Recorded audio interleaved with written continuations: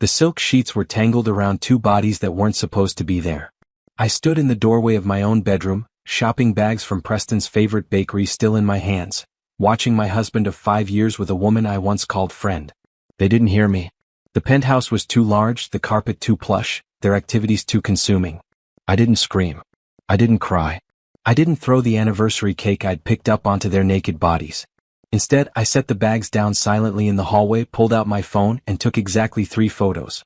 The camera didn't make a sound. I'd turned that feature off years ago because Preston hated when my phone made noise during his business calls. Walking backwards in my heels without making a sound was harder than I expected, but I managed. The elevator doors closed on my former life, and only then did my hands start shaking. Not from sadness. From pure, crystallized rage. My name is Naomi Jenkins and I'm 32 years old. I'd spent the last 5 years making myself smaller so Preston Jenkins could feel bigger. I'd given up my thriving interior design business to be the perfect billionaire's wife. I'd smiled through charity galas where his colleagues' wives whispered about my background. I'd pretended not to notice the lipstick stains and perfume smells that weren't mine. But walking in on him with Brittany Cross, the woman who'd borrowed my notes in college and never returned them, the woman who'd cried on my shoulder about her cheating ex, the woman I'd invited to our wedding out of misplaced nostalgia? That was the final thread. I sat in my car in the underground parking garage for 20 minutes, not going anywhere, just breathing. My phone buzzed. Preston's name flashed on the screen. Where are you? I thought you were shopping. Want to grab dinner? The audacity made me laugh out loud in the empty car. He didn't even know I'd been home. Didn't know I'd seen everything. He probably planned to shower, spray some cologne, and pretend he'd been working in his home office all day. I typed back. Something came up. Don't wait for me. Then I drove to the one place I knew I could think clearly. Rochelle's house in Brooklyn. My best friend since high school took one look at my face and pulled me inside without questions. Her apartment was small compared to my penthouse, but it felt like home in a way my marble palace never had. What happened? Rochelle asked, pouring me tea without asking if I wanted any. She knew I did. I showed her the photos. Rochelle's brown eyes went cold. That piece of trash. And with Brittany? I never liked that girl. Remember when she tried to take credit for your design project senior year? I need a lawyer, I said. My voice sounded strange. Calm. Detached. The best divorce attorney in the city. Someone who can move fast and hit hard. You're not going to try counseling? Or confront him first? Rochelle asked carefully. I met her eyes. He's done this before. I found hotel receipts 2 years ago. Charges at jewelry stores for pieces I never received. I told myself I was being paranoid. That he worked late because he was building an empire. But I knew Rochelle. Deep down I always knew. I just didn't want to admit I'd made a mistake marrying him. You didn't make a mistake. He's the one who broke vows. No, I made a mistake staying after the first time I suspected. I made a mistake believing him when he said I was imagining things. I made a mistake thinking his money and status made up for how small he made me feel. I set down the teacup. But I'm not making any more mistakes. I want out, and I want him to know this wasn't a negotiation. Rochelle pulled out her laptop. My cousin's wife is a partner at Morrison & Associates. They handle high-profile divorces. Discretion guaranteed, and they don't lose. Within an hour, I had a consultation scheduled for first thing Monday morning. It was Friday evening now. I had the entire weekend to plan. Stay here tonight, Rochelle said. Antonio's working the night shift at the hospital so you can have the guest room. We'll order food and figure out your next steps. Preston will wonder where I am. Let him wonder. You've spent 5 years managing his feelings. He can manage his own for once. She was right. I texted Preston again, staying at Rochelle's tonight. Need some friend time. I almost added an apology out of habit but deleted it. I didn't owe him comfort anymore. His response came quickly, whatever. Don't forget we have the charity gala tomorrow night. Wear the blue dress. I stared at the message. Even now he was telling me what to wear. Making decisions about my time. Assuming I'd fall in line like always. Change of plans, I told Rochelle. I'm not just getting a divorce. I'm taking back everything he made me give up. Starting with myself. That night I made a list. All the joint accounts I had legal access to. The investment properties purchased during our marriage. The gifts his mother had given me that were legally mine. The car titled in my name. I hadn't worked in 5 years but I'd been married to a billionaire. The prenup Preston insisted on had loopholes his lawyer probably thought I was too unsophisticated to notice. But I'd read every word of that document 3 times before signing. I might have been blinded by love, but I'd never been stupid. By Sunday night I had a plan. Monday morning I'd meet with the attorney. Monday afternoon I'd start moving assets. By Monday evening I'd be ready to serve papers. Preston called 6 times over the weekend. I answered twice, keeping my voice light and normal. Yes, I'd be at the gala. Yes, I was fine. No, nothing was wrong. Just needed time with Rochelle. He never asked what we talked about. Never asked if I was okay. He just wanted to confirm I'd be where he needed me, wearing what he wanted, smiling for the cameras. I'd smile all right. But it would be the last time I performed for Preston Jenkins. Monday morning arrived with crystal clear skies.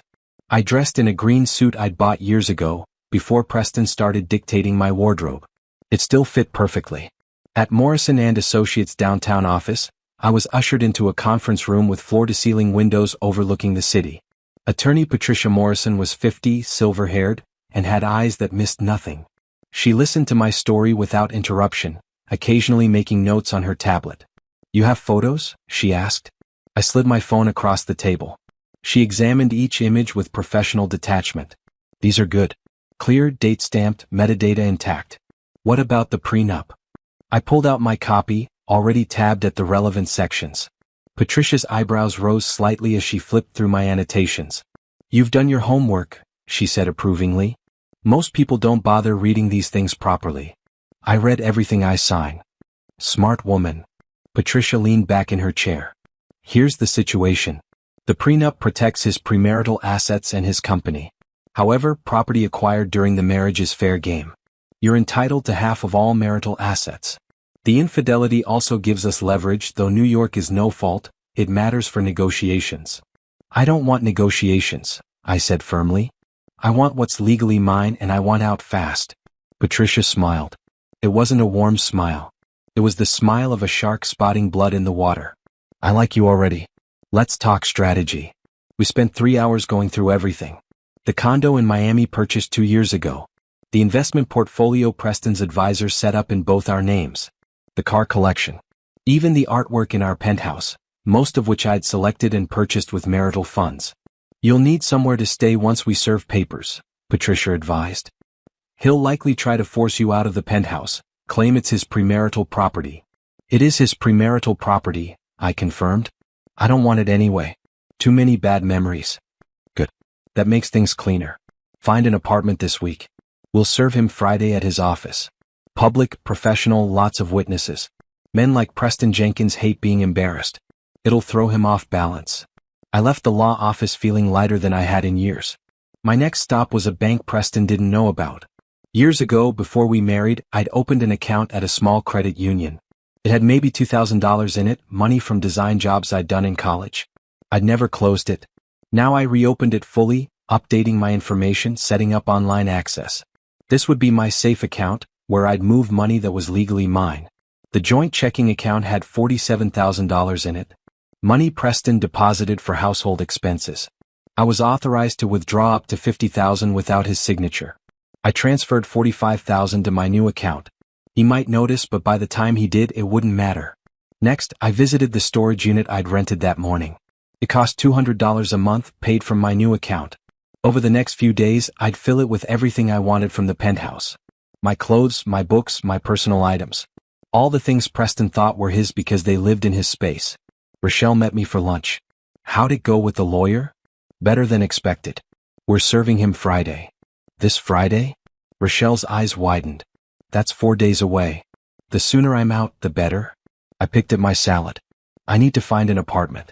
Something small, manageable. Somewhere that's mine." "I'll help you look." Rochelle squeezed my hand. "You're doing the right thing, Naomi. I know it doesn't feel good right now, but you are." "It feels terrifying," I admitted. "I haven't worked in 5 years. What if nobody wants to hire me? What if my skills are outdated?" "Girl, please. You made a name for yourself before Preston came along. Your portfolio speaks for itself. Besides, you've been managing that entire penthouse, planning parties for hundreds of people, coordinating with vendors. Those are skills." She was right, but fear still gnawed at me. Preston had always said I didn't need to work, that his money was our money. But it was never our money. It was his money that he allowed me to spend. There's a difference. That afternoon, I viewed 6 apartments. 5 were terrible. The sixth was a two-bedroom in a renovated building in Manhattan. Hardwood floors, big windows, a kitchen that actually had counter space. It was a tenth the size of the penthouse but felt twice as warm. "I'll take it," I told the landlord. "Don't you want to think about it? Discuss with your husband?" "I'm separated. The apartment is for me alone. I can pay 6 months up front." I'd liquidated some stock that morning. Money that was legally mine from the investment account.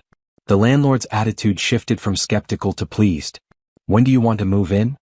"This weekend." Over the next 3 days I became a ghost in my own home. Preston was busy with some business deal, leaving early and coming home late. He didn't notice me packing boxes in the spare bedroom we used for storage. Didn't see me taking photos of every room for my records. Didn't realize I was cataloging which items were purchased during our marriage versus before. I hired a moving company for Thursday evening. Preston had a dinner meeting that night. By the time he got home at 11, an entire bedroom of boxes would be gone to my storage unit. He never went in that room anyway. Wednesday afternoon, Patricia called. "I need you to come sign the divorce petition. Everything's ready to file." At her office, I signed my name on document after document. Petition for divorce. Financial affidavit. Request for equitable distribution. With each signature, I felt pieces of my old life falling away. "One more thing," Patricia said. I had my investigator do some digging. "Your husband has been unfaithful with at least 4 different women in the past 3 years. We have hotel records, credit card statements, witness testimonies.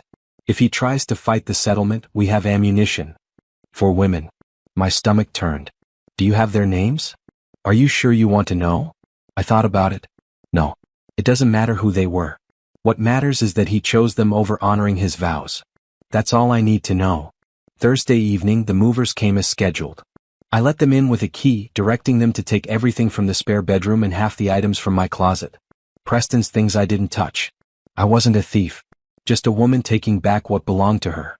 When Preston came home that night I was in bed reading. He didn't check the spare room. Didn't look in my closet. He kissed my forehead absently and went to shower. The gesture felt like a betrayal all over again. How dare he act affectionate when I knew where his lips had been? Friday morning I dressed in a red suit. Power color. War color. I kissed Preston goodbye at the door like always, waving as he got into his car. He'd be at the office in 30 minutes. Patricia and her process server would be there in 35.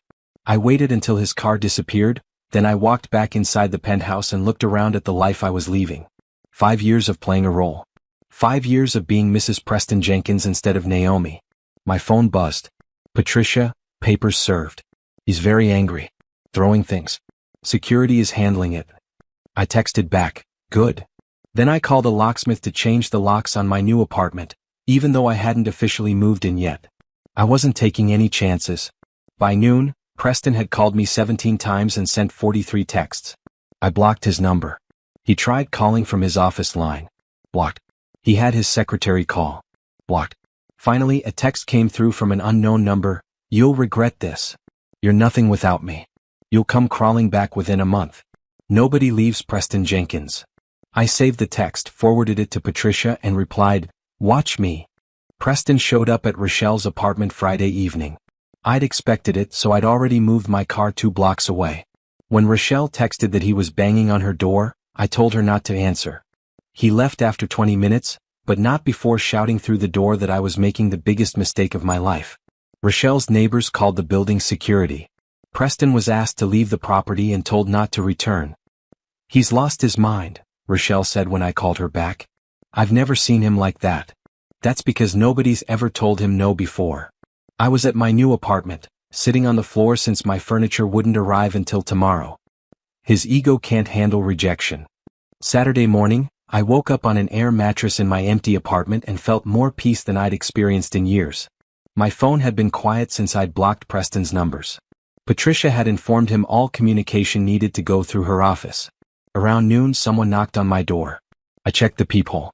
Preston stood there in jeans and a t-shirt, looking nothing like the polished billionaire I'd married. He looked tired. Desperate. "Naomi, please. I know you're in there. Your car is parked outside." His voice was rough. "Just talk to me for 5 minutes. Let me explain." I said nothing, didn't move. After a moment he continued talking to the door. "It didn't mean anything. Those women, they were just stress relief. You're my wife. You're the one I love. I made a mistake, okay? I'm sorry. Just come home and we'll work this out. I'll go to counseling. Whatever you want. Whatever I want. As if he'd ever cared about what I wanted. I pulled out my phone and started recording his words. Evidence, Patricia had said, was always useful. Naomi. His voice took on an edge. You're being ridiculous. So I slept with a few women. That's what powerful men do. You knew what you were getting into when you married me. Stop being dramatic and come home. There it was. The real Preston. Not the apologetic husband but the entitled man who thought his wealth bought him immunity from consequences. I've already called your parents, he said. They agree you're overreacting. Your mother said you've always been too sensitive. My mother. Of course he'd called her. She'd been thrilled when I married Preston, constantly reminding me how lucky I was to land a billionaire. She'd never approved of my interior design career, thought it was frivolous. Preston's money validated me in her eyes. I'm not leaving this door until you talk to me, Preston said. I called building security. There's someone harassing me in the hallway. I need them removed. The guard arrived within 3 minutes. Through the peephole, I watched Preston's face transform from pleading to furious. Do you know who I am? He demanded.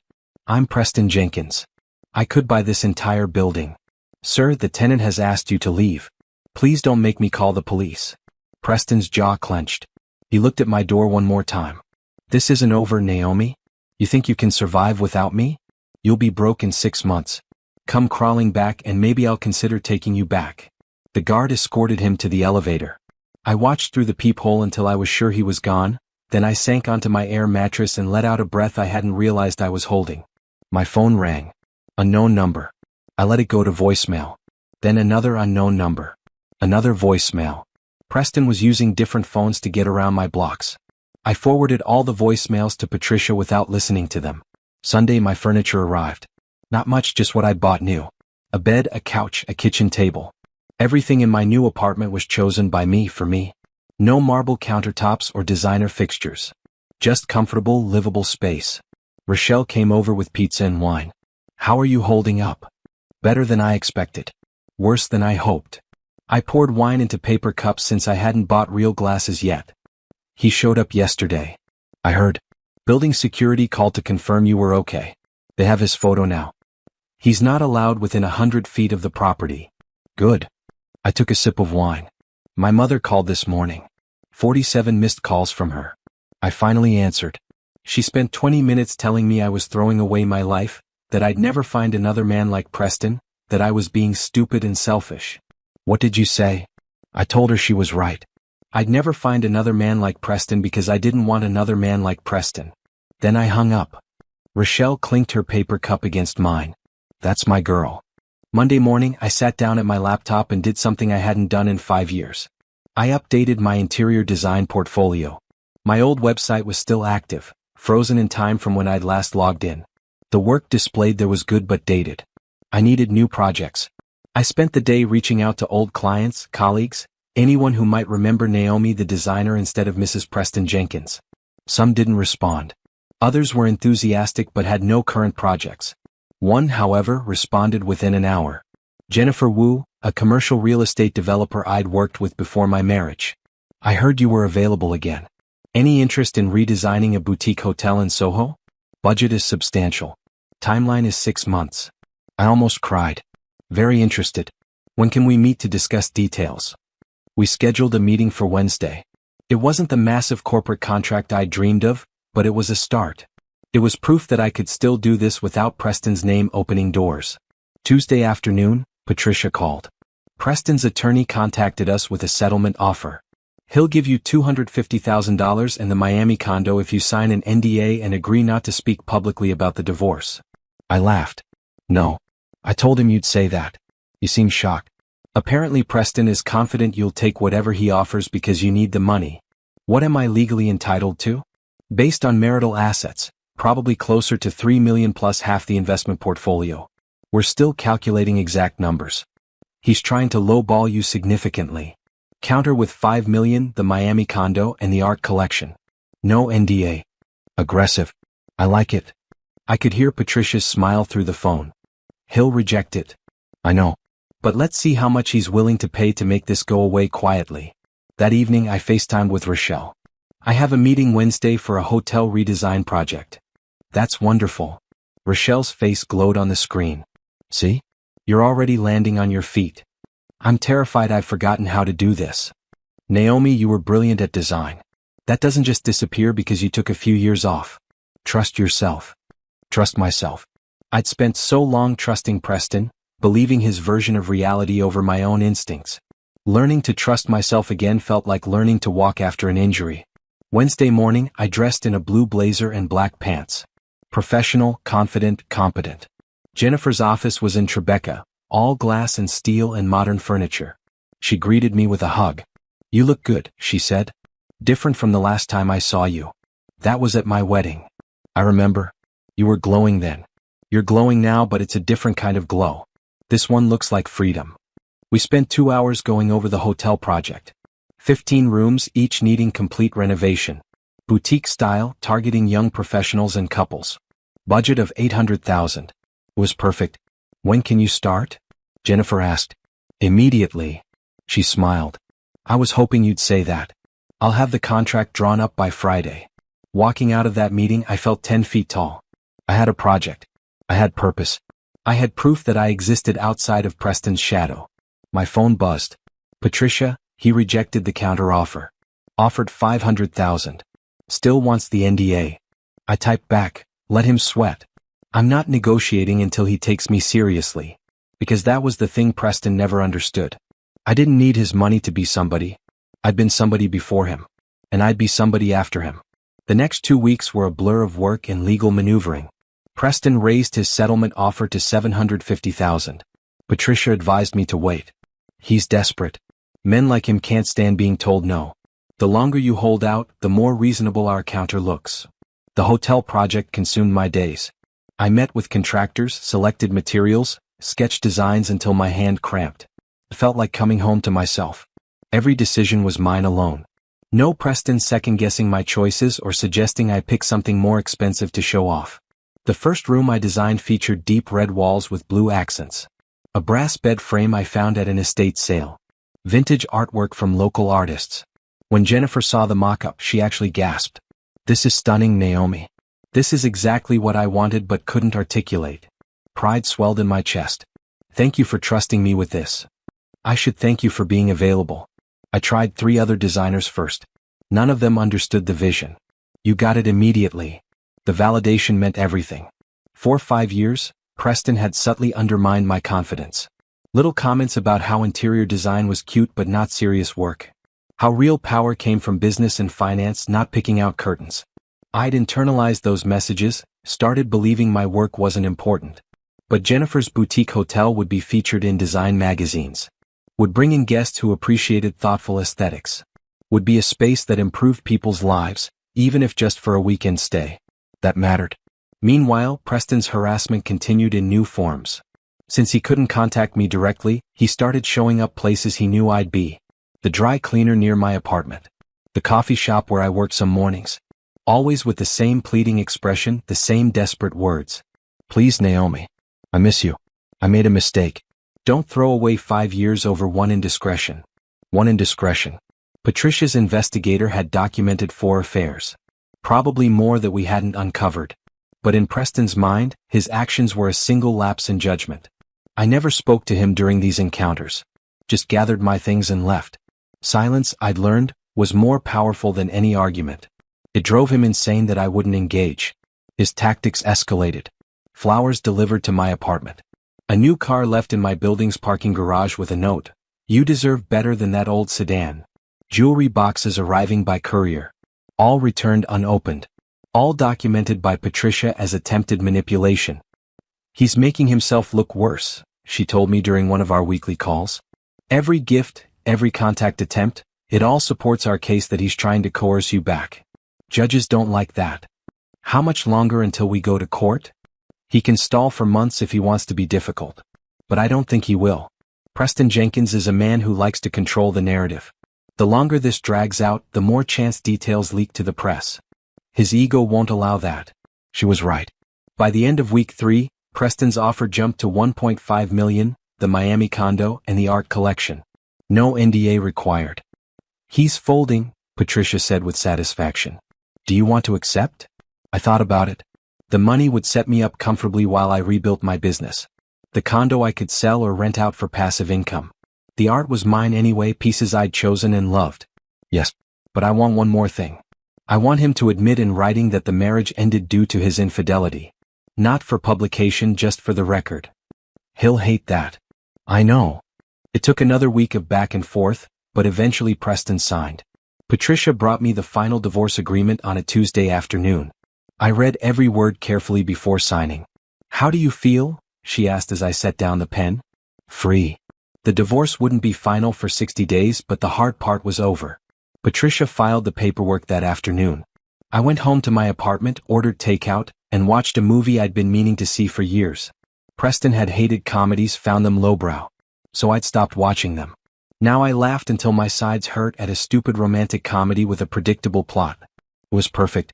The next morning, I woke to 17 missed calls from Preston's mother. I didn't call back. She'd made her feelings clear weeks ago when she'd sent me a long email about disappointing the family and throwing away a good marriage. I deleted it without finishing. My own mother had stopped calling after I'd told her firmly that my decision was final. We hadn't spoken in 2 weeks. It hurt, but not as much as I'd expected. Some relationships were only strong when you played the role assigned to you. The moment you stepped outside that role, they crumbled. Rochelle, however, was a constant. She checked on me daily, celebrated my small victories, let me vent when Preston did something particularly infuriating. That was real friendship. You seem different, she said over lunch one Saturday. Lighter. Happier. I feel like I've been holding my breath for 5 years and I'm finally exhaling. Any regrets? I considered the question honestly. Only that I didn't leave sooner. That I ignored the red flags before we got married. But I can't change the past. I can only move forward. And how's that going? Better than expected. I showed her photos of the hotel project on my phone. 3 rooms are done. Jennifer is already getting booking requests based on the preview photos I posted. And I got contacted by another potential client yesterday. An executive who saw my work wants me to redesign his company's reception area. Naomi, that's incredible. It's a start. I'm not making Preston-level money, but I'm making enough. And more importantly, I'm making something I'm proud of. That night, I updated my website with photos of the completed hotel rooms. By morning, I had 6 new inquiries. Not all would turn into contracts, but the interest was there. I wasn't a nobody without Preston. I'd never been a nobody. He just convinced me I was. Preston, meanwhile, was dealing with the consequences of his actions. His business partner, Robert Chin, had distanced himself from the company after learning about Preston's affairs.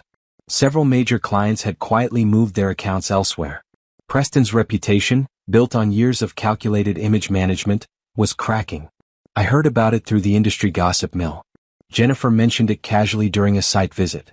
Your ex-husband is having quite a time lately. Lost the Sanderson account. Is that significant? It's a $10 million annual contract. But the word is, Sanderson's wife insisted. She didn't want to do business with a man who cheated on his wife so publicly. I felt no satisfaction in Preston's struggles, but I felt no sympathy either. He'd made choices. Now he was living with them. Just like I was living with mine. The difference was, my choices were leading somewhere I wanted to go. His were leading to a life built on lies collapsing around him.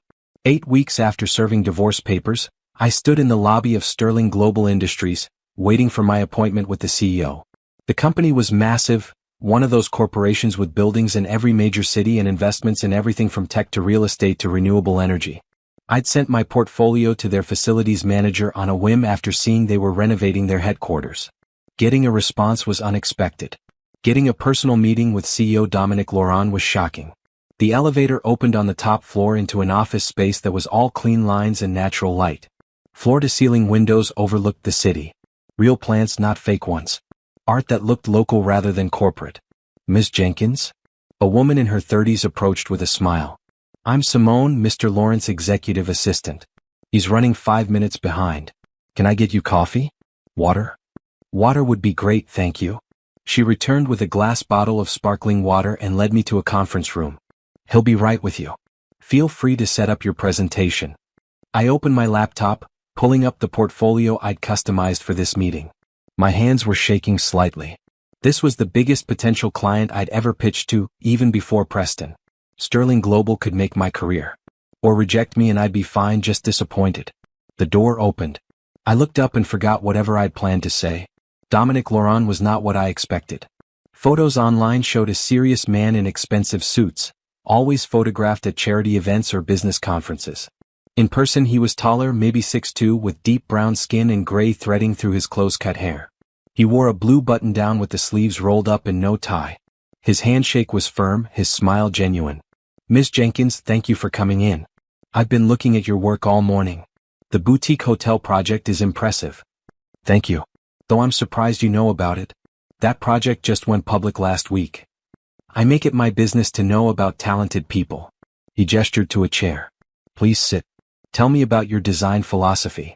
We spent an hour talking. Not pitching, just talking. About how spaces affect people's moods.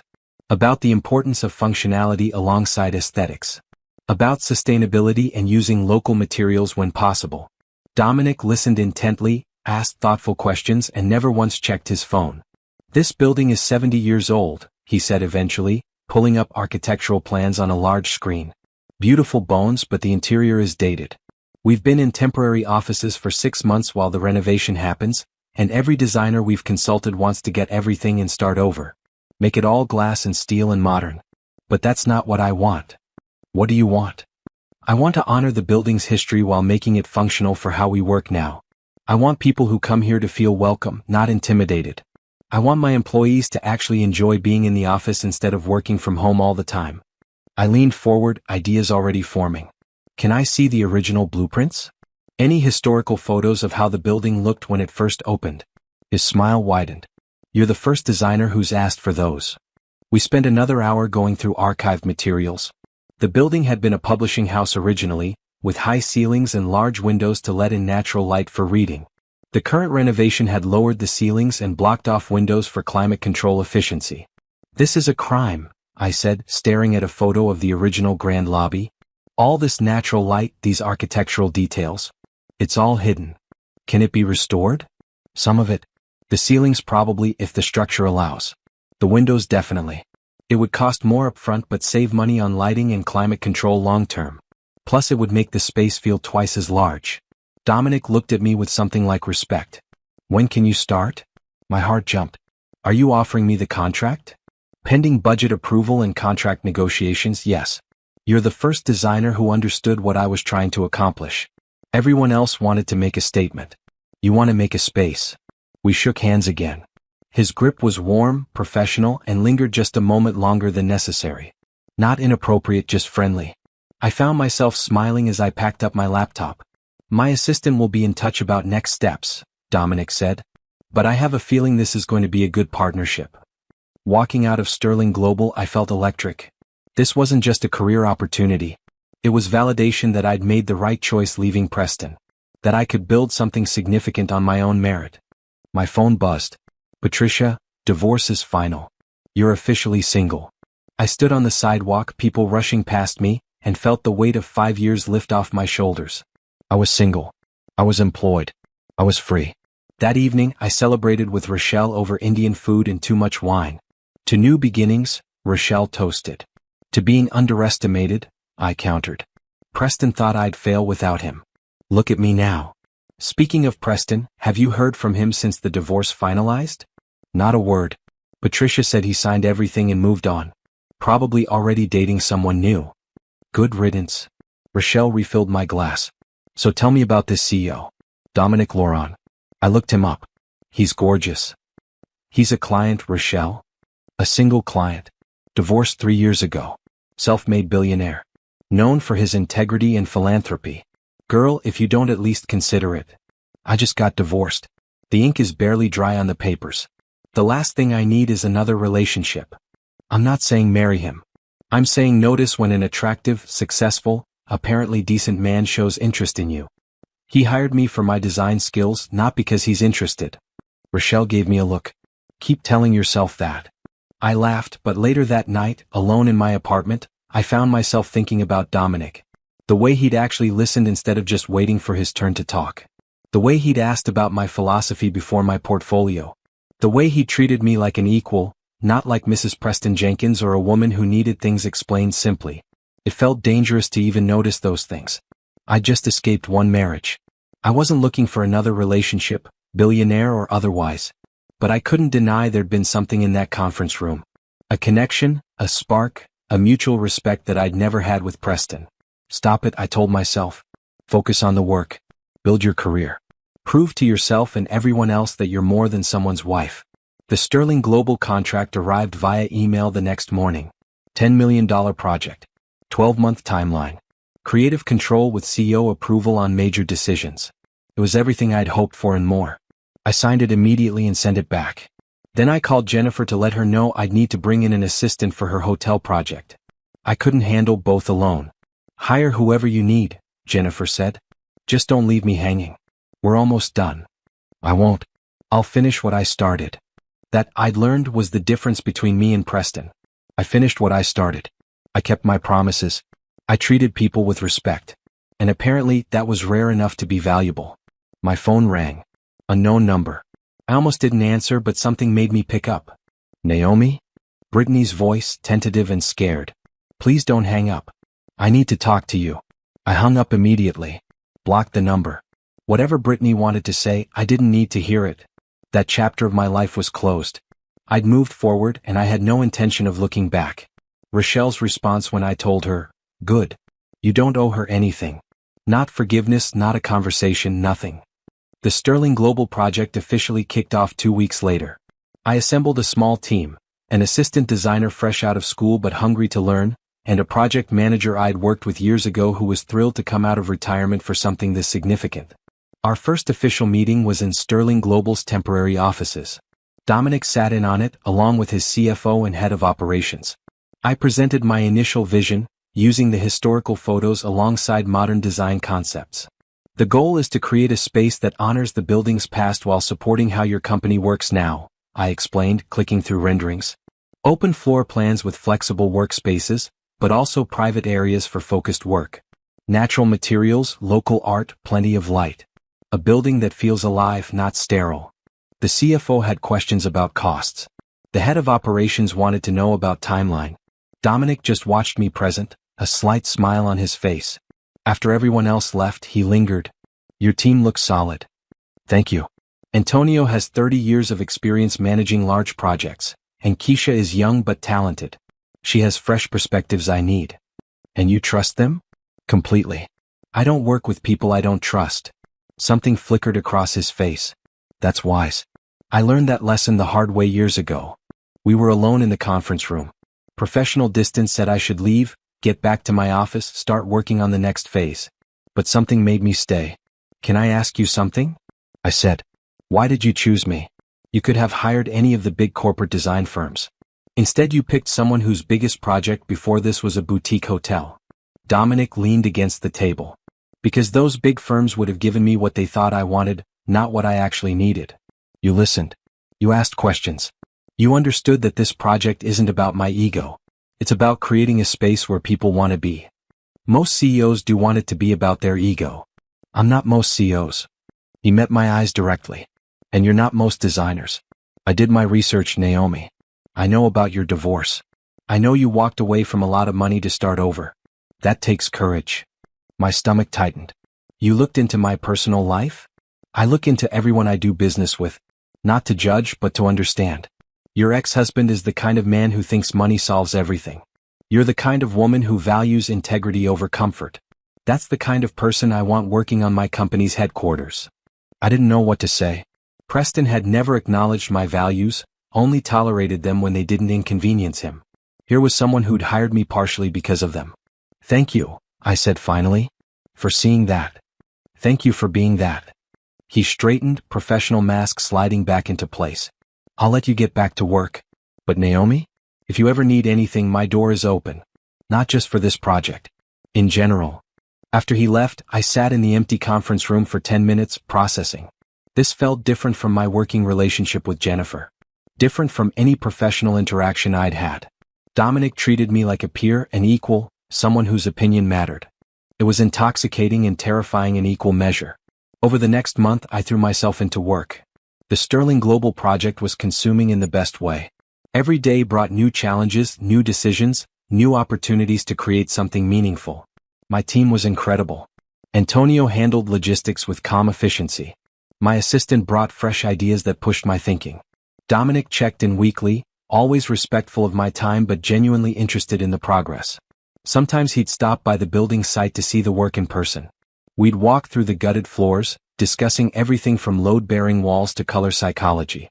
"You really love this," he observed one afternoon as I excitedly explained my plans for the main lobby.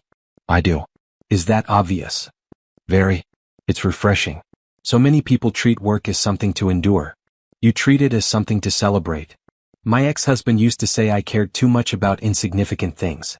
Dominic frowned. "Redesigning a building that thousands of people will use every day isn't insignificant. Creating spaces that improve people's lives isn't insignificant. Your ex was wrong." The casual way he defended my work made my chest tight. He thought real power came from finance and business deals. That design was frivolous. Real power comes from creating value for others. You do that. He just moved money around. Dominic's tone was matter-of-fact, not bitter. "I'm sorry he made you doubt yourself." We stood in what would become the main lobby, surrounded by exposed brick and construction dust, and I felt seen in a way I hadn't in years. "I should get back to the office," I said, breaking the moment. "Need to approve the tile samples for the bathrooms." "Have dinner with me." I froze. "What?" "Dinner. Tonight if you're free. There's a new Caribbean place in Brooklyn I've been wanting to try. We can discuss the project or not discuss the project. Your choice." This was a line. We both knew it. Client and designer was professional. This would be something else. "I don't know if that's a good idea," I said carefully. "Because I'm your client? Because I just got divorced? Because I'm trying to rebuild my life? Because I'm not sure I'm ready for whatever this might be?" Dominic nodded slowly. "That's fair. But for what it's worth, I'm not asking because you're a designer I hired. I'm asking because I enjoy talking to you. Because you're interesting and smart and talented. Because I'd like to get to know you better outside of construction sites and conference rooms. And if I say no? Then we maintain our professional relationship and I respect your boundaries. This doesn't affect the project, Naomi. I promise you that." I believed him. That was the surprising part. I actually believed him. "One dinner," I said. "As friends? Not a date." His smile was warm. "As friends? I'll pick you up at 7. I immediately called Rochelle. "I think I just agreed to have dinner with Dominic Laurent." "About time," she crowed. "What are you wearing?" "It's not a date. He specifically said we can talk about the project or not. It's casual." "Ah. Wear the green dress anyway." I did wear the green dress. Not because it was a date but because it made me feel confident. Dominic arrived exactly at 7 in a sleek but not ostentatious car. He held the door open, didn't try to touch me beyond a brief hand on my lower back as we entered the restaurant. The Caribbean place was small, family-owned, with incredible food and no pretension. We talked about everything except work. His childhood in Atlanta, raised by a single mother who'd worked 3 jobs. My childhood in Philadelphia with parents who'd valued stability over passion. His path to building Sterling Global from nothing. My path to finally chasing my own dreams. "I was married before," he said over jerk chicken. "Elaine. We were together 8 years, married for 5. Divorced 3 years ago. What happened? We grew apart. She wanted a society wife life, charity galas and country clubs. I wanted to build something meaningful. Neither of us was wrong, we just wanted different things. We ended it amicably. She's remarried now, seems happy. No kids. No. She didn't want them, and I wouldn't bring children into a relationship that wasn't solid." He paused. "What about you and Preston?" "No kids. Thank God. I can't imagine trying to co-parent with him." I took a sip of wine. "We didn't grow apart. We were never really together. I was who he wanted me to be, not who I actually was. The moment I tried to be myself, everything fell apart. Then he didn't deserve you." It was a simple statement, not flowery or over the top. But it settled something in my chest that had been unsettled for a long time. We talked until the restaurant closed. When Dominic dropped me off at my apartment, he walked me to the door but didn't try to come in. "Thank you for tonight," he said. "I really enjoyed it." "Me too. More than I expected to." "Does that mean there might be a second dinner?" "Still as friends unless you decide otherwise." I smiled. "Maybe. Let me think about it." He nodded, stepped back, gave me space. That more than anything made me want to say yes immediately. But I held back. I needed to be sure I was doing this for the right reasons. Inside my apartment, I found 3 texts from Rochelle. How'd it go? Did he kiss you? Answer me. I called her. It was perfect. And no, he didn't kiss me. He was a complete gentleman. Boring. Respectful. There's a difference. Rochelle, I think I actually like him. Of course you do. He's everything Preston wasn't. Respectful, interested in you as a person, successful without being arrogant. That's what scares me. What if I'm just rebounding? What if I'm drawn to him because he's different from Preston, not because we're actually compatible? Or what if you're drawn to him because he's a good person who treats you well and you deserve that? Stop overthinking. Just see where it goes. She was right. I was overthinking. But after Preston, after everything, I couldn't help being cautious. I'd rebuilt my life carefully, piece by piece. I didn't want to risk it on someone unless I was sure. The next morning, I sent Dominic a text. I'd like that second dinner. But I need us to be clear about something. I'm not looking for a relationship right now. I'm focused on my career and figuring out who I am outside of being someone's wife. If that's not okay, I understand. His response came quickly. That's more than okay. I'm not trying to rush anything. Let's just enjoy getting to know each other. No pressure, no expectations. And that's what we did. Over the next 2 months, we had dinner once a week. Sometimes we talked about work, sometimes about everything else. He told me about his goals for Sterling Global, his passion for renewable energy. I told him about my dreams of expanding my design firm, maybe teaching workshops for young designers. He never pushed for more than I was ready to give. Never tried to kiss me or hold my hand or cross boundaries I'd set. He just showed up, consistently, honestly, treating me with the kind of respect I'd never experienced in a relationship before. And slowly, carefully, I started to fall for him. 4 months into the Sterling Global project, the lobby renovation was complete. The space was stunning, even if I said so myself. Original details restored, modern touches added thoughtfully, natural light flooding through cleaned and repaired windows. It felt like walking into history and future simultaneously. We threw a reveal party for the company. 200 employees gathered to see their new workspace. The reaction was everything I'd hoped for. People gasped, smiled, pulled out phones to take photos. Several came up to thank me personally for creating something beautiful. Dominic stood beside me the entire evening, quietly proud. You did this, he said softly as we watched people explore. You made them happy. We did this. It was your vision. My vision, your talent.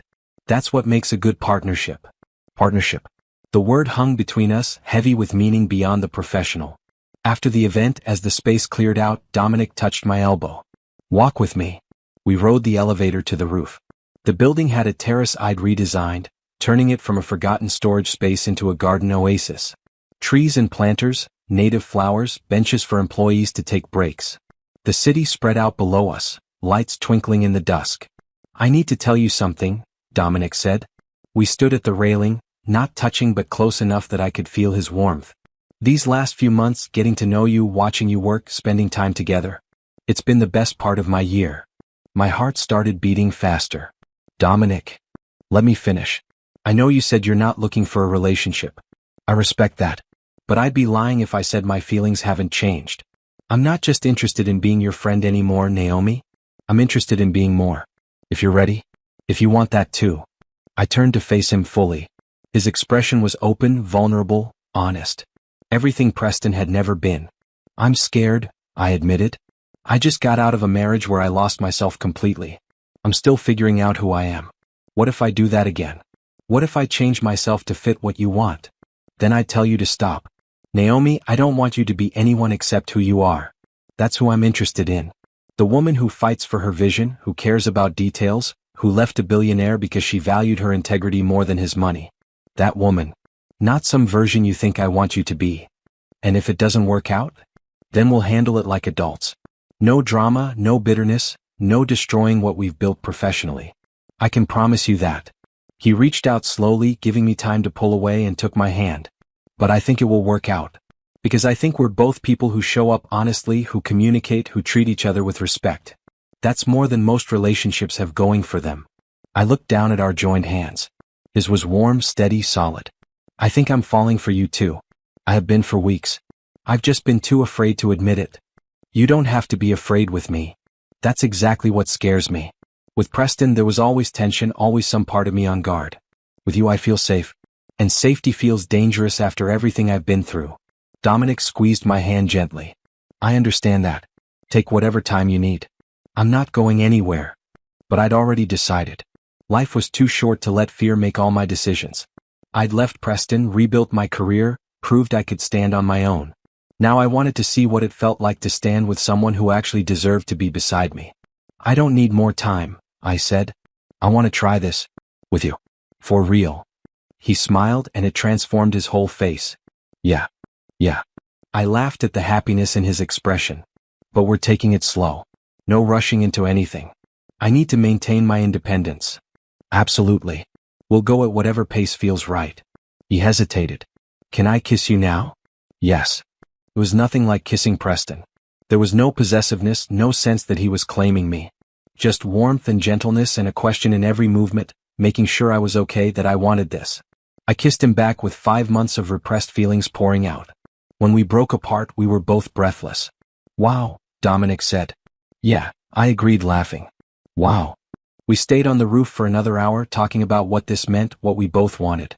He'd been single for 3 years, focused on building his company. I'd been single for 5 months, focused on rebuilding myself. We were both ready for something real, something healthy, something built on mutual respect. I want you to know, I said eventually, that I'm not interested in your money. I don't need you to buy me things or take care of me financially. I have my own career, my own income. I'm with you because of who you are, not what you have. I know that. He tucked a strand of hair behind my ear. That's one of the things I love about you. You see me, not my bank account. Do you know how rare that is? Preston used to say women only wanted him for his money.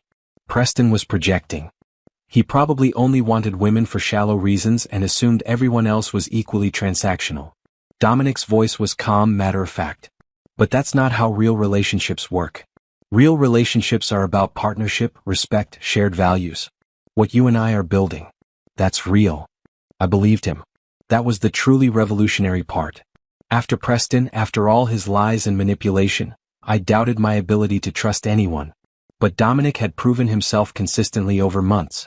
He'd never lied, never manipulated, never made me feel small. He'd just shown up as himself and let me be myself.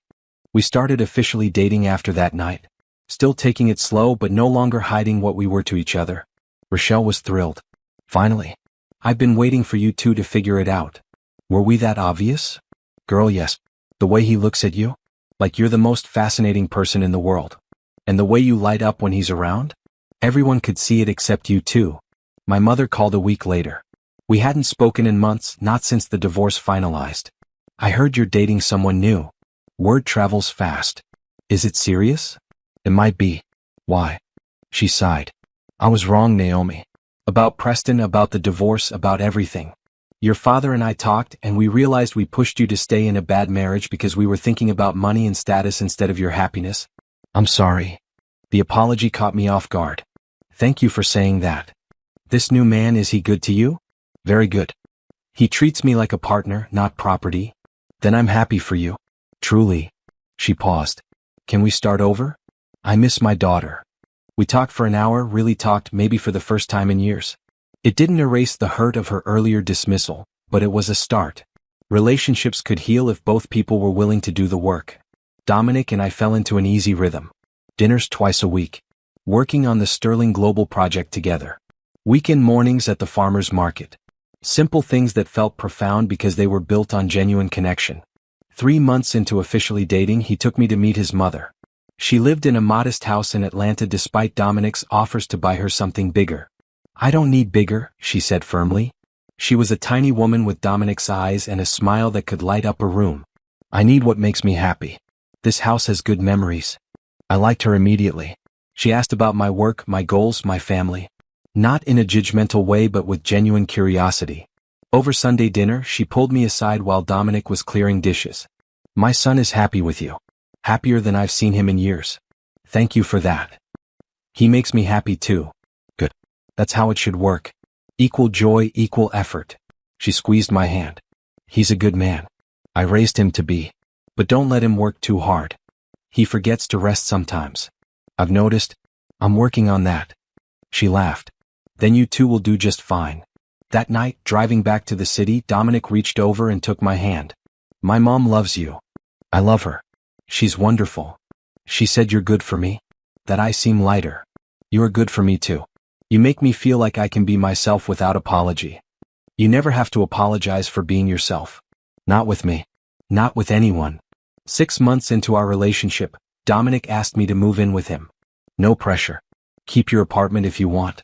But I have space and I love waking up next to you on the mornings you stay over. It would be nice to make that permanent.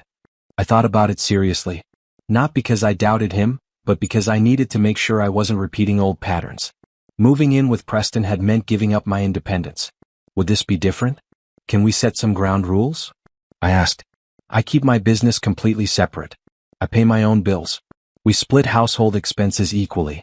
My career is as important as yours. Of course. Naomi, I don't want to take care of you like you're helpless. I want to build a life with you as equals. That means respecting your independence, your career, your choices. Then yes, I'll move in. His smile was worth every risk I was taking. Really? Really? But I'm keeping my apartment for 6 months. Just as a safety net. If you turn out to be a secret villain, I need an escape plan. He laughed. Fair enough. Though I promise no secret villain plans. Moving in together was surprisingly easy. We both worked long hours so we understood when the other needed space. We split cooking and cleaning without arguing about it. He had his office, I had mine. We came together at the end of the day to share meals and talk about our work. It was everything my marriage to Preston hadn't been. Partnership. Respect. Joy. 8 months after we started dating, Dominic proposed. We were back on the roof terrace at Sterling Global, now complete and open to all employees. It was evening, the city lights spreading below us like stars. I know this might seem fast, he said, getting down on one knee. But I've never been more sure of anything. You're my partner in every way that matters. You make me better. You challenge me to be more thoughtful, more present. I love you, Naomi. Not because you're convenient or because you fit some image of what my life should look like. I love you because you're you. Marry me. Build a life with me.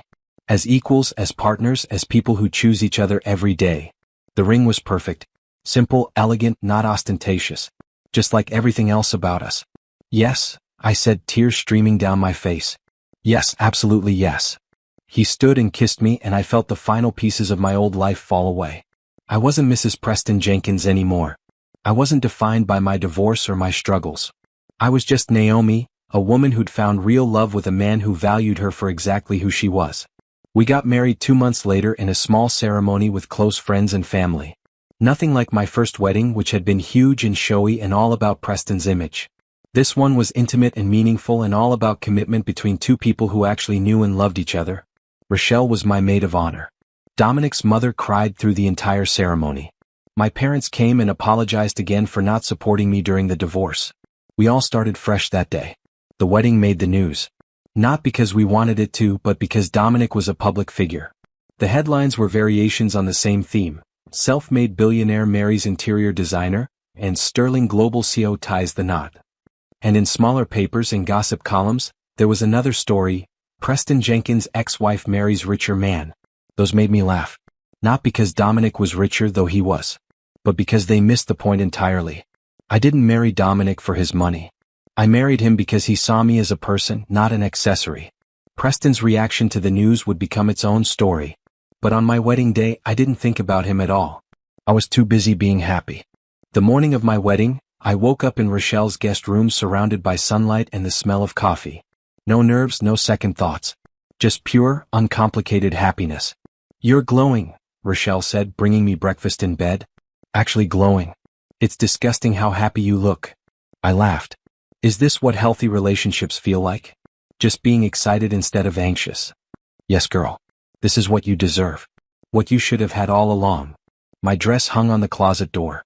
Not a designer gown that cost more than a car. Just a beautiful, simple dress in cream with red flowers embroidered along the hem. I'd found it at a small boutique, loved it immediately, bought it the same day. No months of deliberation or trying to impress anyone. The wedding was at a historic mansion in upstate New York. 50 guests, all people we actually cared about. The ceremony would be outside, weather permitting, followed by dinner and dancing inside. Personal, intimate hours. My mother helped me get ready. We'd rebuilt our relationship slowly over the past year. She'd never be perfect, but she was trying. That counted for something. You look beautiful, she said, fastening my necklace. Different from your first wedding. I'm different from my first wedding. Yes, you are. Stronger. More yourself. She met my eyes in the mirror. I'm proud of you, Naomi. For leaving when it got hard. For building something new. For not settling. It was the first time she'd said those words. I hugged her, careful not to wrinkle my dress. Dominic's mother arrived next with Rochelle's help, since she was getting on in years. She took my hands and smiled. My son is the luckiest man alive. You know that, right? I think I'm pretty lucky too. That's what makes this good. You both know how fortunate you are to have found each other. She produced a small box. This was my grandmother's. Dominic's grandfather gave it to her when they got married. I want you to have it. Inside was a simple gold bracelet, worn with age but beautiful. I can't take this. You can. Your family now. This is what we do. We pass things down to the people we love. I put it on and it felt like a blessing. The ceremony itself was perfect. Simple vows we'd written ourselves, promising partnership and respect and honesty. Dominic cried when I walked down the aisle. Not embarrassed tears, just genuine emotion that he didn't hide. When the officiant pronounced us married, we kissed and the small crowd erupted in applause. My design partner from the hotel project was there, along with Jennifer and several other clients who'd become friends. Antonio and his assistant had come. Dominic's business colleagues and close friends filled out the rest. Everyone there genuinely cared about us. At the reception, Dominic's mother gave a toast. When Dominic told me he was dating someone, I was happy. When he told me he was serious about her, I was hopeful. When he told me he wanted to marry her, I was grateful. Because Naomi isn't just good for my son. She's good, period. She's talented and strong and kind. She makes him better and he makes her better. That's what marriage should be. Rochelle's toast was shorter. I've known Naomi since high school. I watched her lose herself in her first marriage. And I watched her find herself again after. Dominic, thank you for seeing her, all of her, and loving what you see. Naomi, thank you for being brave enough to try again. You two give the rest of us hope. We danced until my feet hurt. Ate amazing food. Laughed with friends.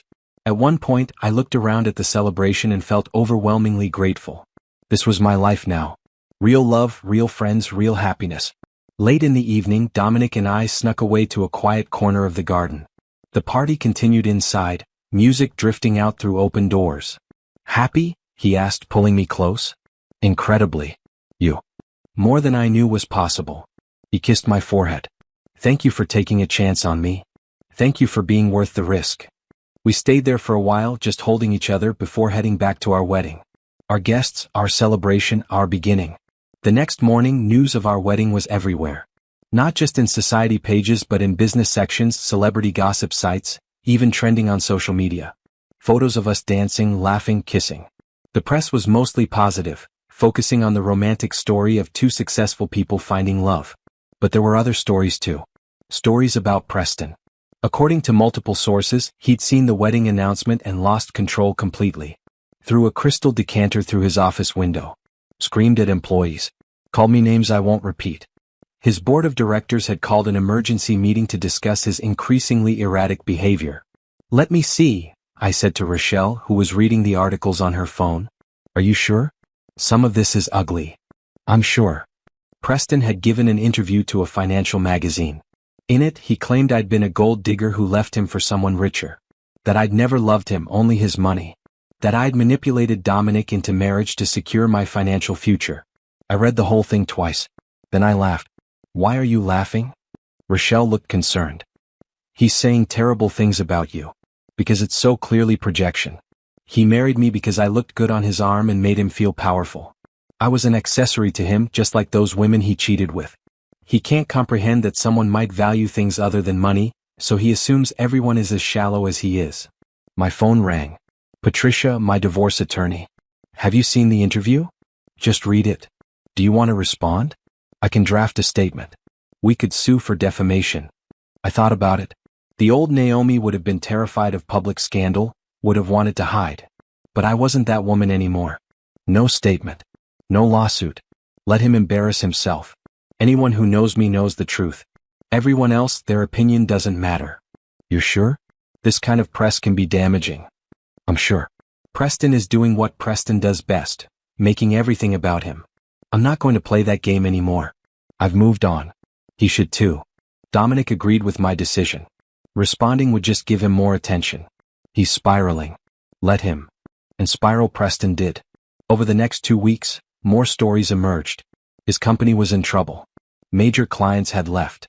His board was discussing removing him as CEO. The woman he'd been cheating with, Brittany, had sold her story to a tabloid, revealing details of their affair and how Preston had promised to leave me for her, then refused when I actually left him. She's not getting sympathy, Rochelle reported. People think she's just as bad as he is. Maybe worse since she was your friend. I felt nothing reading Brittany's interview. No anger, no hurt, nothing. She was a stranger to me now. They both were. Meanwhile, my life moved forward beautifully. The Sterling Global headquarters was complete and winning design awards. I'd been featured in 2 major architecture magazines. New clients were reaching out constantly. My little interior design business had become a respected firm with 3 full-time employees and a waiting list. Dominic and I settled into married life easily. We both worked hard but made time for each other. Weekend trips to the mountains. Weeknight dinners where we cooked together. Quiet evenings reading in the same room. Simple, real good. 3 months after our wedding, I was offered a teaching position at a prestigious design school. 1 day a week, working with students who wanted to enter the field. It was everything I dreamed about. You should take it, Dominic said when I told him about the offer. It doesn't pay much. And it'll take time away from the firm. So, you've always wanted to teach. Money isn't an issue.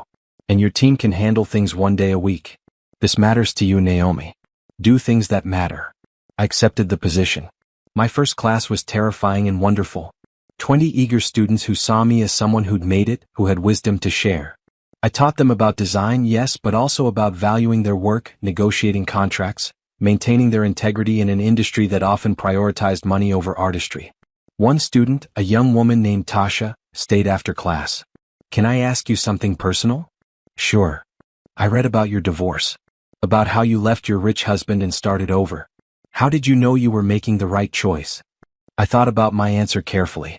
I didn't know for sure. I just knew staying was definitely the wrong choice. Sometimes that's enough.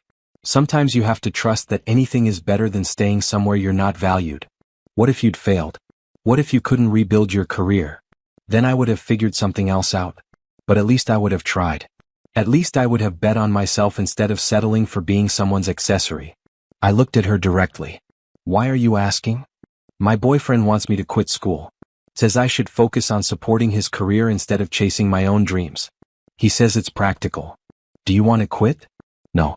But he says if I love him, I'll do this for us. Love doesn't ask you to make yourself smaller. Love doesn't demand you give up your dreams. Real love supports you in becoming more yourself, not less. Anyone who asks you to quit something you love doesn't have your best interests at heart. She nodded slowly. That's what I thought. But everyone says compromise is important in relationships. Compromise is important. But compromise means both people give a little, not one person giving up everything. What's he compromising? Nothing. He says his career is more important because he'll make more money. Then he's not your partner. He's someone who wants to use you. There's a difference. Tasha left looking thoughtful. I hoped she'd make the right choice for herself. The conversation reminded me how far I'd come, how different my life was now. That night, I told Dominic about it. Was I too harsh? Should I have stayed neutral? You told her the truth. That's not harsh, that's kind. She needed to hear it from someone who's been there. I just don't want her to make the same mistakes I did. Then you're a good teacher. You pulled me close. And for the record, I'm grateful you made those mistakes. Because they led you here. To me. To us. That's a generous way of looking at it. It's the truth. Everything you've been through shaped you into the woman I love. I wouldn't change any of it because changing it might mean we never met. 4 months into our marriage, we talked about the future. Kids maybe. Expanding my business. Dominic's plans to open Sterling Global offices internationally. We had options, possibilities, a whole life stretching ahead of us. I never thought I'd be this happy, I admitted one Sunday morning over coffee. After Preston, I thought maybe this kind of relationship didn't exist.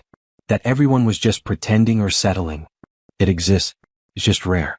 You have to find someone who values the same things you do. Someone who sees partnership as addition, not subtraction. Someone who makes you more yourself, not less. You did that for me. Made me more myself. You did it for yourself. I just had the good sense not to get in your way. That was the thing about Dominic. He never took credit for my growth. Never acted like he'd saved me. He just supported me while I saved myself. Preston's spiral continued in the background of my happiness. His company filed for bankruptcy. His mansion went up for sale. According to gossip sites, he was dating a woman 20 years younger and telling anyone who'd listen that I'd ruined his life. Should we be worried? I asked Dominic. He's pretty unstable right now. My security team is aware. If he tries to contact you or shows up anywhere you are, they'll handle it. But honestly, I think he's more interested in self-destruction than revenge. He's not dangerous, just pathetic. I felt a twinge of something. Not pity exactly, but acknowledgement that a human being was suffering, even if he'd brought it on himself. I hope he figures his life out eventually. Get some help. That's generous of you. It's not for him. It's for me. I don't want to carry anger around. I want to focus on what I have, not what I left behind. Then that's what we'll do. 6 months after my wedding to Dominic, Preston's fall from grace was complete. His company, Jenkins Capital, officially declared bankruptcy. The penthouse was sold at auction. His car collection was liquidated. Every piece of his carefully constructed empire crumbled. I learned about it through the news like everyone else. Headlines screamed about the once mighty billionaire brought low by his own arrogance and poor business decisions. Some articles blamed the divorce, claiming the settlement had bankrupted him. That was laughable. The $1.5 million I received wouldn't even dent his fortune at its height. His problems were entirely self-inflicted. The truth, according to financial analysts, was that Preston had been making increasingly reckless investments. After our divorce, after I married Dominic, Preston's behavior became more erratic. He made bad deals trying to prove he was still powerful. Alienated business partners.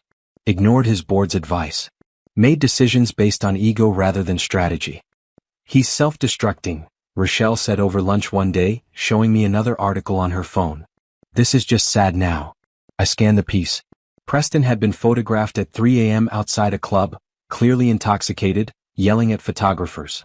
The man in the photos looked nothing like the polished billionaire I'd married. He'd aged 10 years and 6 months. His suit was wrinkled. His eyes were wild. I almost feel bad for him, I admitted. Don't.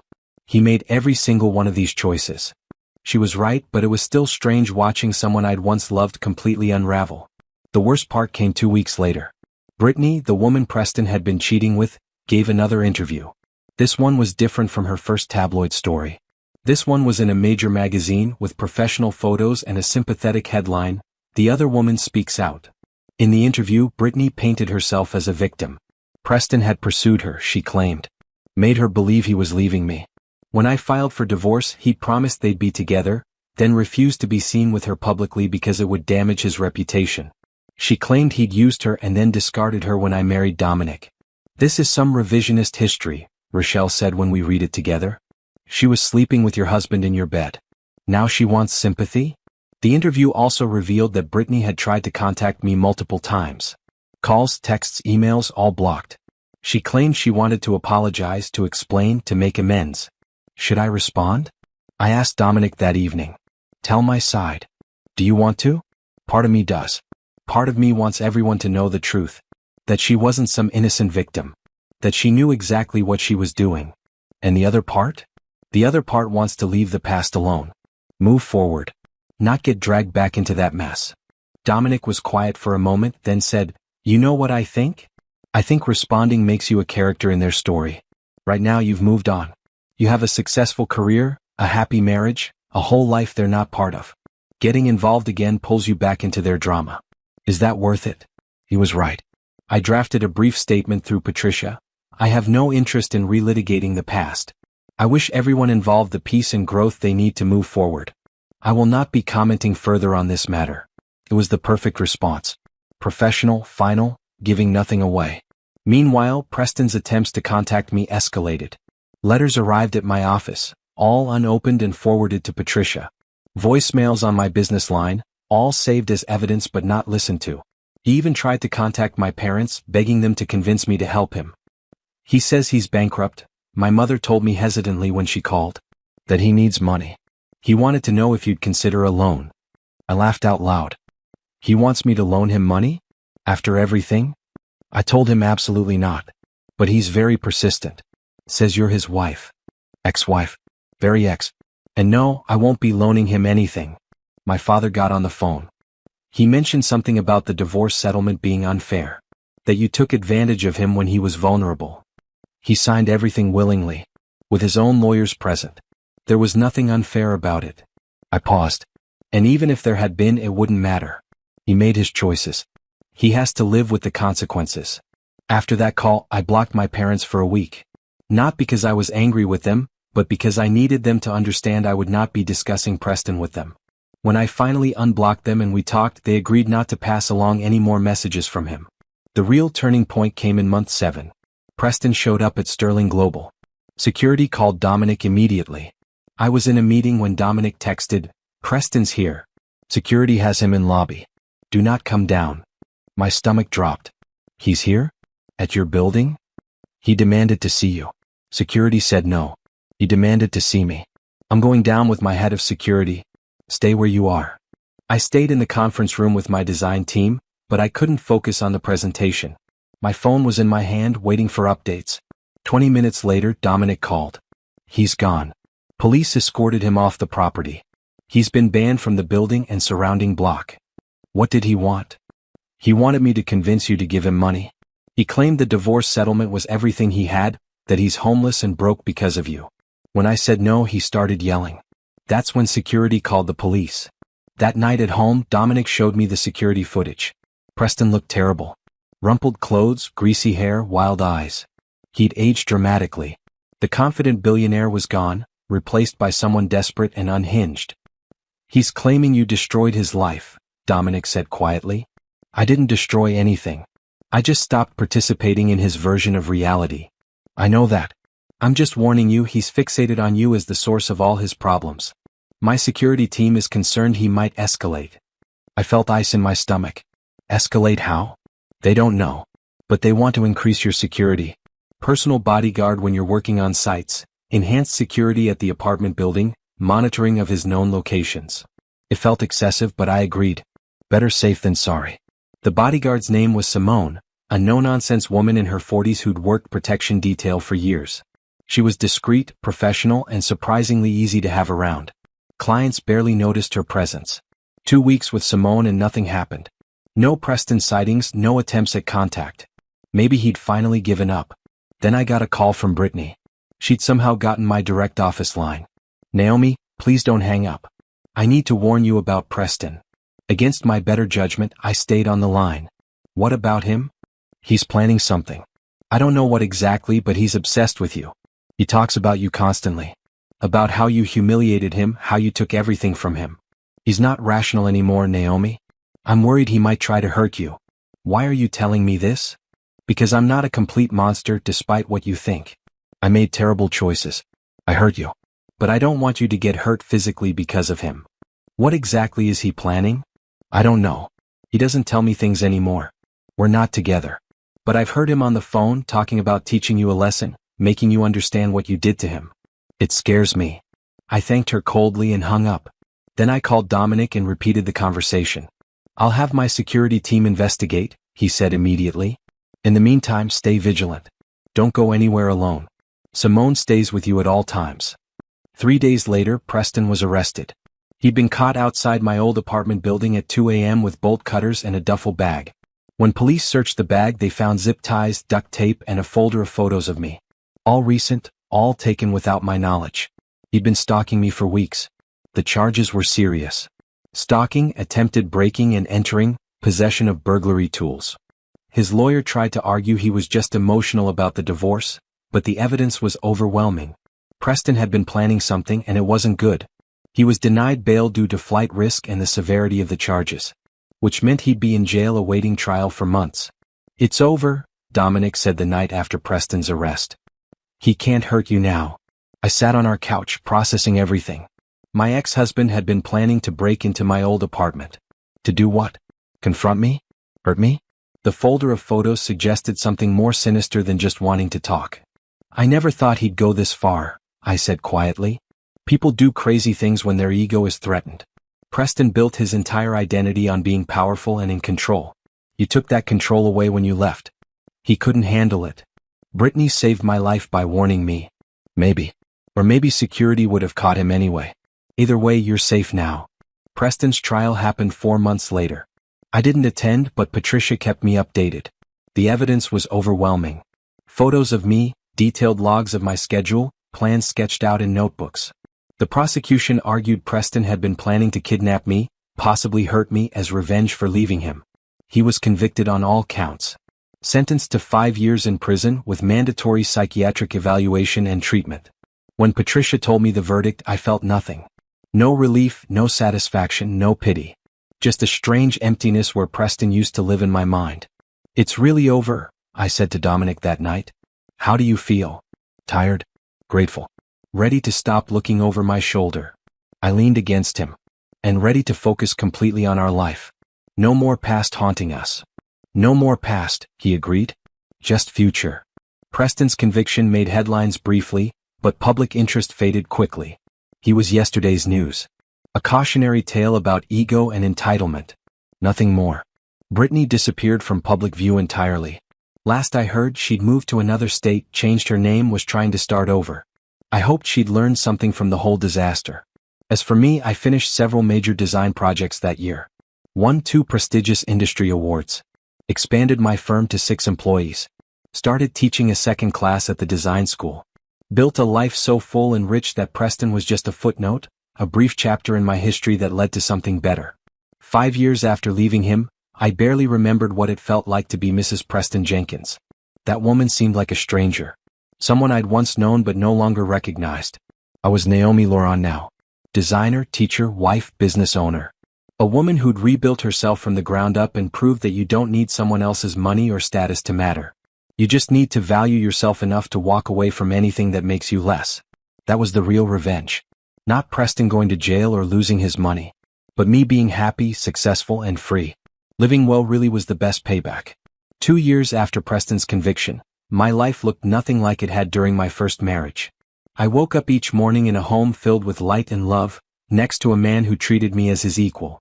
My business thrived. My students flourished. I'd built something real and lasting, all on my own merit. The design firm had grown to 10 employees. We'd moved into a larger office space in Manhattan, with big windows and collaborative work areas. My portfolio included projects across the country. Hotels, corporate headquarters, restaurants, even a museum renovation that had won national recognition. I'd been featured in design magazines, appeared on panels at industry conferences, and mentored dozens of young designers. The work I'd been doing wasn't just aesthetically beautiful. It was meaningful. It created spaces where people felt comfortable, inspired, alive. Dominic's business had grown too. Sterling Global had expanded internationally with offices in 6 countries. But he'd stayed grounded, never letting success turn him into someone unrecognizable. We both learned the hard way what happened when ambition overtook humanity. On a Tuesday afternoon, I got a call from an unknown number. Usually I didn't answer these, but something made me pick up. "Naomi? It's your mother. You have my number. Why are you calling from a different phone?" "I'm at the hospital. Your father had a heart attack." Everything else fell away. I was in my car within 5 minutes, driving to Philadelphia. Dominic was traveling for business but called from London when I texted him. "How bad is it?" he asked. "I don't know yet." Mom sounded scared. "I'm catching the next flight back. I should be there by morning." "You don't have to cut your trip short." "Yes, I do. You need support and I'm your husband. That's more important than any business meeting." My father survived. Bypass surgery followed by weeks of recovery and rehabilitation. My mother stayed by his side constantly, and I visited every day after work. During one of those visits, we finally had the conversation we'd been avoiding for years. "I'm sorry," my father said from his hospital bed, "for how we treated you during your divorce. For pressuring you to stay with Preston. For caring more about his money than your happiness. You already apologized. We moved past it." "No, let me finish. That heart attack made me think about my life. What I valued, what I taught you. I spent so much time chasing financial security that I forgot about everything else. I taught you the same thing. That money and status mattered more than joy or fulfillment. But you figured out that was wrong. You had the courage to leave Preston and build something real. I'm proud of you for that." I squeezed his hand. "Thank you. That means a lot. This husband of yours, he's good to you?" "The best. He treats me like a partner. Values my opinions. Supports my dreams." "Then I'm happy for you. Truly. My parents came to visit us in New York after my father recovered. It was the first time they'd seen our home, met Dominic properly outside of the wedding chaos. We had dinner, talked about normal things, laughed together. It felt like healing. Meanwhile, life continued moving forward in beautiful ways. Rochelle and Antonio announced they were expecting a baby. My former assistant Keisha had become a full designer at the firm, with several successful projects under her belt. The student who'd asked me about leaving her demanding boyfriend came back to tell me she'd ended the relationship and felt free for the first time in years. "You saved my life with that advice," Tasha said during office hours. "I didn't save your life. You saved yourself. I just confirmed what you already knew. Still, thank you for being honest, for showing me what a healthy relationship looks like." Small moments like that reminded me why I taught, why I shared my story even when it was uncomfortable. Because representation mattered. Because young women needed to see that you could survive leaving, could rebuild, could thrive. 3 years after marrying Dominic, we started talking seriously about kids. We'd been focused on our careers, on building our life together. But now felt right. "I want to make sure we do this differently than how I was raised," I told him one night. "I don't want to teach our kids that money is the most important thing, or that success is measured by your bank account." Agreed. I want to teach them kindness, integrity, hard work. That they should value people for who they are, not what they have. And I want to make sure any daughters we have know their worth isn't tied to a relationship. That they can be complete people on their own. And any sons know to treat women as equals. As partners. We tried for a year before it happened. The day I saw the positive pregnancy test, I cried happy tears for 20 minutes. Dominic was so excited he immediately started planning the nursery, researching the best pediatricians, reading parenting books. Being pregnant was different than I expected. Harder physically but easier emotionally. I had support. Dominic attended every appointment, took over household chores when I was tired, never made me feel like pregnancy was something I was doing alone. Work continued, though I scaled back my hours as I got further along. My team handled projects beautifully without me micromanaging. I'd built something sustainable, something that didn't require me to work myself to exhaustion. 6 months pregnant, I got a letter from Preston's lawyer. He was up for parole and wanted to apologize to me as part of his rehabilitation program. The letter asked if I'd be willing to meet with him or at least accept a written apology. "Absolutely not," was my immediate response. "You don't have to decide right away," Patricia said when I called her. "Think about it. Would closure help you?" "I have closure. I have a whole life he's not part of. Meeting with him would just open old wounds." "Then say no. You don't owe him anything, including forgiveness." I drafted a brief response. "I acknowledge your letter.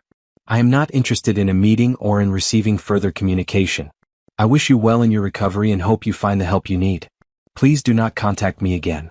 It was firm but not cruel. I didn't owe Preston cruelty, but I also didn't owe him access to my life.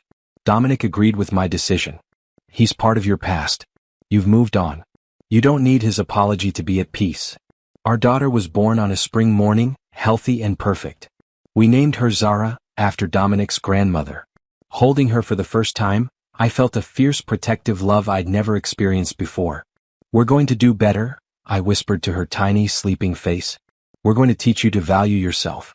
To walk away from anyone who makes you small. To build a life that makes you happy, not just looks impressive to others." Dominic stood beside me, one hand on my shoulder, looking at our daughter with awe. "She's perfect. You're perfect. This whole thing is perfect. Not perfect, but real. That's better." Maternity leave was beautiful. Dominic took paternity leave too, wanting to be present for these early months. We stumbled through sleepless nights together, learned to change diapers and interpret different cries. It was exhausting and wonderful.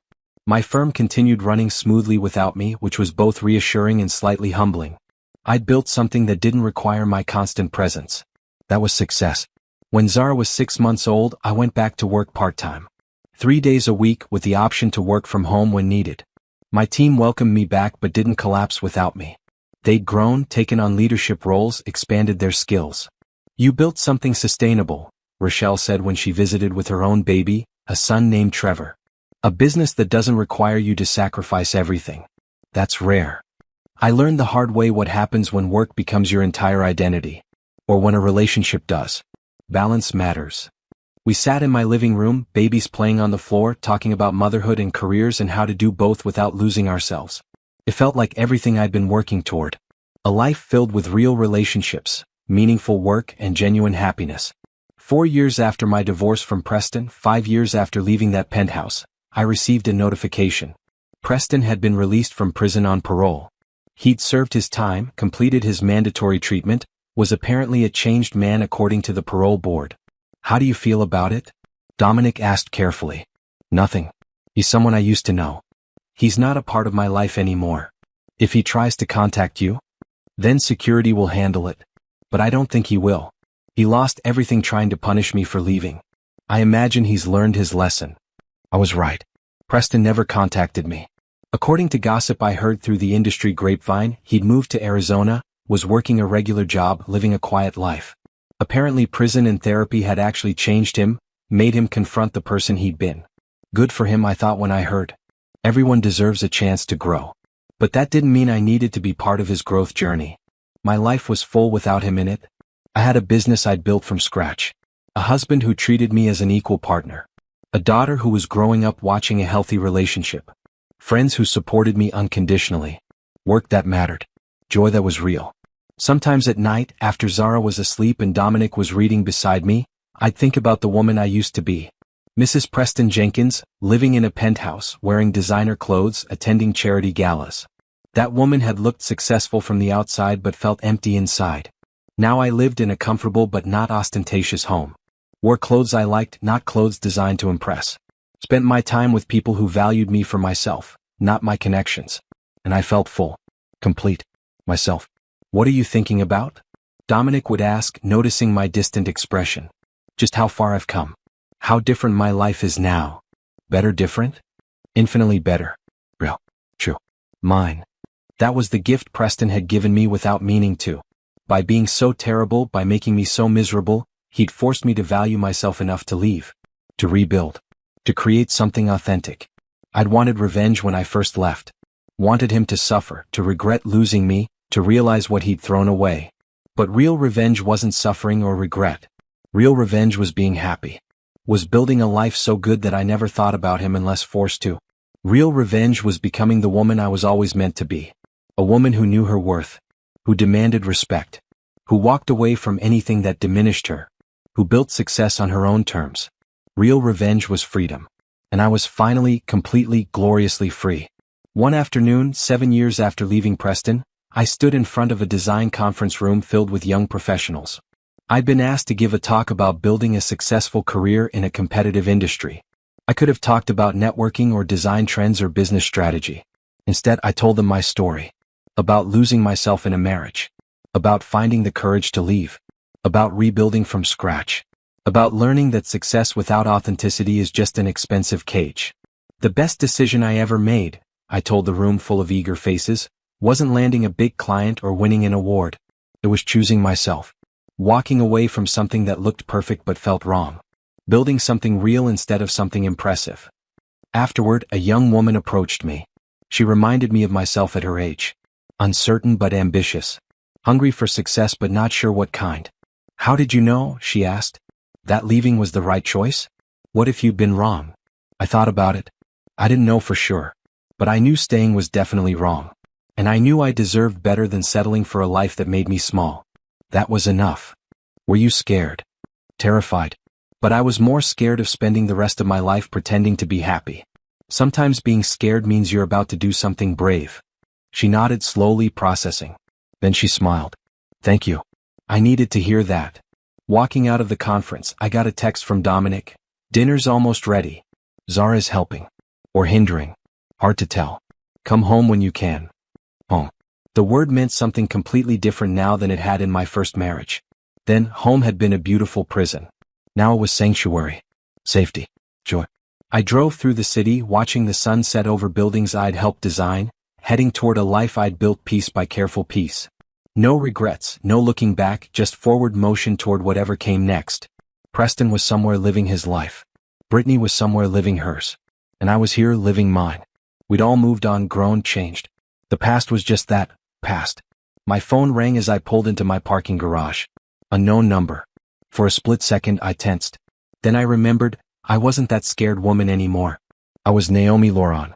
Designer. Teacher. Wife. Mother. Woman who'd rebuilt herself and come out stronger. I didn't answer. Whatever it was could wait or didn't matter at all. Upstairs, Dominic had indeed made dinner with Zara's help. The kitchen was a disaster, flour everywhere, but they were both laughing. Our daughter, now 3 years old, had tomato sauce on her face and pure joy in her eyes. Mama? She ran to me and I scooped her up despite the mess. Did you cook dinner all by yourself? I helped Daddy make pasta. I stirred it. It was very hard work. Dominic kissed my cheek. How was the conference? Good. Emotional. I told them about everything. About leaving Preston, starting over, building the firm. How'd they react? Like they needed to hear it. Especially the young women. I could see myself in their faces, wanting success but not sure what that really means yet. We ate dinner together, the three of us around our kitchen table. Nothing fancy, just pasta and salad and conversation. Zara told us about her day at preschool with the elaborate detail only a 3-year-old can manage. Dominic talked about a new renewable energy project Sterling Global was developing. I shared ideas for my next design project. It was ordinary. Beautifully, perfectly ordinary. And that was everything. After Zara was in bed, Dominic and I sat on the couch with tea. No wine because I'd recently found out I was pregnant again. We hadn't told anyone yet, just savoring the secret between us. Boy or girl, what do you think? I asked, hand on my still flat stomach. Healthy. That's all that matters. He covered my hand with his. Though if it's a boy, I hope he grows up to be like his mother. Strong. Brave. Uncompromising about her values. And if it's a girl, I hope she grows up like her father. Kind. Honest. Secure enough not to need to make others small.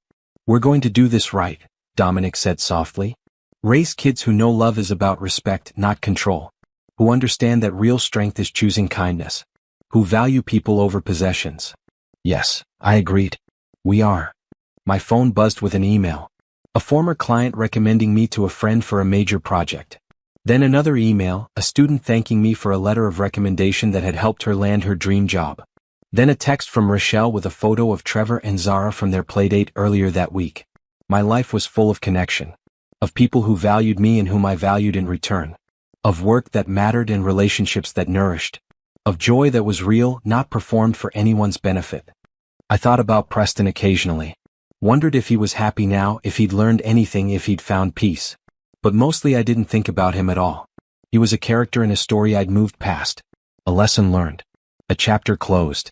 The doorbell rang, startling us both. It was nearly 10 p.m. Dominic checked the security camera on his phone. It's a delivery. For you. I opened the door to find a courier with a small package. No return address, just my name. I brought it inside carefully, Dominic watching with concern. Inside was a book. A self-published memoir by Preston Jenkins, titled Rebuilding After the Fall, Lessons in Humility. And a note in handwriting I recognized. Naomi, I'm sending this not because I expect you to read it or respond. Just because you deserve to know I finally understand what I did wrong. I spent 5 years blaming you for the consequences of my own actions. Therapy helped me see that clearly. You leaving was the best thing that happened to me even though I couldn't see it then. It forced me to confront who I was. To change. I'm not asking for forgiveness or friendship. Just want you to know I'm grateful. You taught me that nobody owes you their presence, and that losing someone you took for granted is the natural result of taking them for granted. I hope you're happy. You deserve to be. Preston. I handed the note to Dominic. He read it carefully, then looked at me. How do you feel? Surprised. Relieved maybe. It's good to know he learned something. Are you going to read the book? I looked at it, this physical evidence of Preston's growth. Then I set it on the shelf without opening it. Maybe someday. But not now. I don't need his story to validate my own. What are you going to do with it? Keep it, I think. Not as a trophy or because I care about his journey. Just as a reminder that people can change. That even the worst situations can lead to growth for everyone involved. Dominic pulled me close. You're remarkably generous. I'm remarkably happy. That makes it easier to be generous. I looked up at him. I spent so much energy hating Preston, fearing him, wanting revenge. But the best revenge was always just living well. Being happy. Moving on so completely that he became irrelevant. And are you? Happy? I thought about my answer carefully, wanting to be truthful. More than I ever imagined possible. I have work I love, a family that fulfills me, friends who support me. I have myself back, Dominic. That's what I lost in my first marriage. My sense of self. And getting that back, building a life as my authentic self, that's worth more than any amount of money or status. I'm glad I get to be part of that life. Me too. You made it safe for me to be myself. To take up space. To have opinions and boundaries. You showed me what partnership actually looks like. We sat in comfortable silence for a while, just holding each other. Outside, the city glowed with lights. Inside, our home was warm and full of love. This was my life now. Real, messy, beautiful mine. The next morning, I donated Preston's book to the library. Let someone else read his story if they wanted. I had my own story to live. At work, I met with my team to discuss our newest project. Designing a shelter for women leaving abusive relationships. It was pro bono work, but it mattered more than any high-paying corporate job ever could. Creating a space where women could feel safe, could start rebuilding, could remember their worth. I want this to feel like hope, I told my designers. Not institutional, not cold. Warm. Safe. A place that says, you deserve beautiful things. You deserve care. You deserve to start over. We worked on it for months, pouring our hearts into every detail. Bright colors, natural light, comfortable furniture. Private rooms where women could feel secure. Common areas where they could build community. Gardens where they could grow things, literally and metaphorically. When it opened, I attended the ribbon cutting. Met some of the women who'd be staying there. Heard their stories of leaving, of fear, of hope. One woman about my age pulled me aside. Thank you, she said simply, for making this beautiful. For showing us we're worth beautiful things. I hugged her, this stranger who was also somehow my sister in survival. You are. Never forget that. Driving home that evening, I thought about the journey. From Mrs. Preston Jenkins, living in a gilded cage, to Naomi Laurent, living in freedom. From woman afraid to leave to woman who built something meaningful from the ashes. From seeking revenge to seeking joy. The revenge I'd wanted so badly in those early days? It had come, but not in the form I'd expected. Not in Preston's suffering or regret, but in my thriving. In my joy. In my absolute refusal to let his actions define my future. Real revenge was being happy. Was building a life so full that the past couldn't touch it. Was becoming someone so completely myself that I no longer recognized the woman who'd once bent herself into impossible shapes to fit someone else's vision. Real revenge was freedom. And I was finally, completely, gloriously free. 10 years after leaving Preston, I stood at another design conference. This time as the keynote speaker. My firm had grown to 20 employees. My work had been featured internationally. I'd published a book about sustainable design. I'd mentored hundreds of young designers. I'd raised 2 children who knew their worth. I'd built a marriage based on mutual respect and genuine love. The organizer introduced me, Naomi Laurent, award-winning designer, entrepreneur, teacher, and advocate for women in design. Please welcome her to the stage. I walked out to applause, looked at the audience full of eager faces and smiled. This was my life now. Purpose, passion, impact, joy. Thank you for that introduction, I began. Before we talk about design, I want to tell you a story about the most important project I ever worked on. It wasn't a building or a hotel or a corporate headquarters. It was myself. I told them about leaving. About rebuilding. About learning that success means nothing if you lose yourself achieving it. About the courage it takes to start over. About the freedom that comes from valuing yourself enough to walk away from anything that diminishes you. The best design project you'll ever work on is your own life, I concluded. Make it authentic. Make it yours. Make it beautiful not because it looks impressive but because it feels true. That's how you build something that lasts. The applause was thunderous. Afterward, dozens of people wanted to talk, to share their own stories of leaving, rebuilding, finding themselves. I stayed for hours, listening, encouraging, witnessing. This was my revenge. Not Preston's downfall but my rising. Not his regret but my joy.